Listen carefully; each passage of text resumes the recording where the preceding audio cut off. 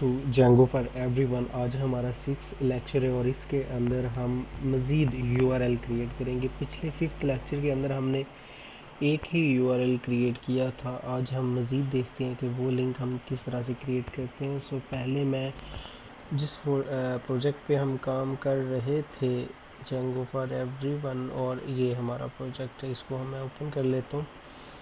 इसका स्ट्रक्चर हम सब डिस्कस कर चुके हैं। अगर आप देखें तो ये हमारा प्रोजेक्ट है और इसके अंदर डेटाबेस है और manage.py है।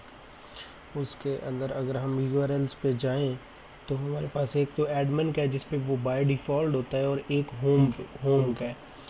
अगर हम इसको रन कर लें तो पाइथन manage.py उसके बाद रन सर्वर, तो हमारे पास जो वर्चुअल सर्वर है वो एक्टिव हो जाएगा। कंट्रोल को प्रेस करके आप इस पर क्लिक कर सकते हैं, राइट क्लिक, जिससे आपके पास ये पेज ओपन हो जाएगा। अभी अगर आप देखें तो बाय डिफ़ॉल्ट जो हमने होम लगाया है उस पे हमने कहा है कि अगर आप यहाँ पे होम इंटर करें तो आप होम पे जाएं, ठीक है। तो आप इसको हम ख़त्म कर देते हैं। हम नहीं चाहते कि, हम चाहेंगे कि अगर यहाँ पे कुछ भी ना हो। अब अगर यहाँ पे हम देंगे तो पेज नॉट फाउंड, क्योंकि ये ऐसा कोई यूआरएल नहीं है। हम उसको बाय डिफ़ॉल्ट रख देते हैं कि जब कुछ भी ना हो तो होम पे जाए। वैसे ऐसा ही होना चाहिए, जब कुछ भी ना हो तो होम पे जाए।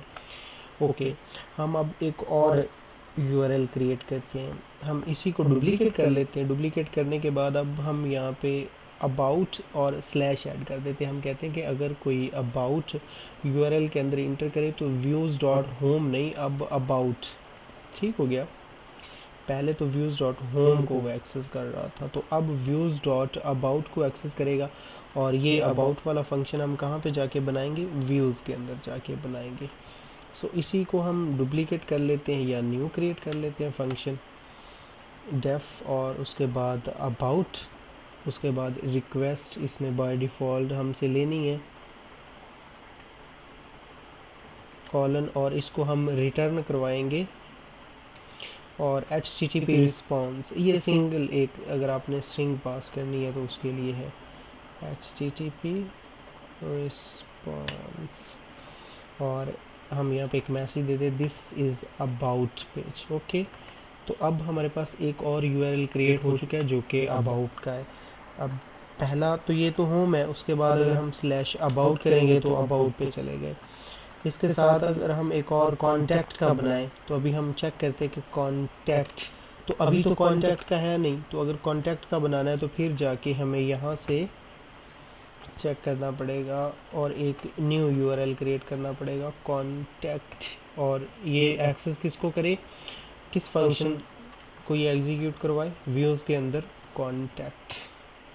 ओके, और अगर हम यहाँ पे जाएं और उसके बाद पे हमें क्रिएट करना पड़ेगा सो डेफ कॉन्टैक्ट, और इसने रिक्वेस्ट लेनी है बाय डिफ़ॉल्ट, और ये रिटर्न करेगा। और रिटर्न में हम क्या करेंगे? एक सिंपल सी स्ट्रिंग HTTP रिस्पॉन्स, और ये स्ट्रिंग पास कर दी, this is contact page. Okay, so अगर हम अब जाके इसको रिफ़्रेश करें तो दिस इज़ कॉन्टैक्ट पेज। हमारे पास 3 पेजेस बन चुके हैं। ये हमारे पास होम है बाय डिफ़ॉल्ट जब रूट पे होता है यूआरएल, उसके बाद अबाउट है, अबाउट के बाद कॉन्टैक्ट है। तो इसी तरह से आप मज़ीद पेज क्रिएट कर सकते हैं। ओके, सो नेक्स्ट हम देखेंगे कि इस, अभी तो हम एक सिंपल सी स्ट्रिंग ले रहे हैं। नेक्स्ट हमने डिस्कस करना है कि इस पर हम एक HTML का पेज किस तरह से रिटर्न करवा सकते हैं। अगर कोई होम पे जाता है तो उसको एक पेज डिस्प्ले हो, और अगर कोई अबाउट पे जाता है तो उसको एक पेज डिस्प्ले हो। तो ये वाला काम हम नेक्स्ट लेक्चर के अंदर करेंगे।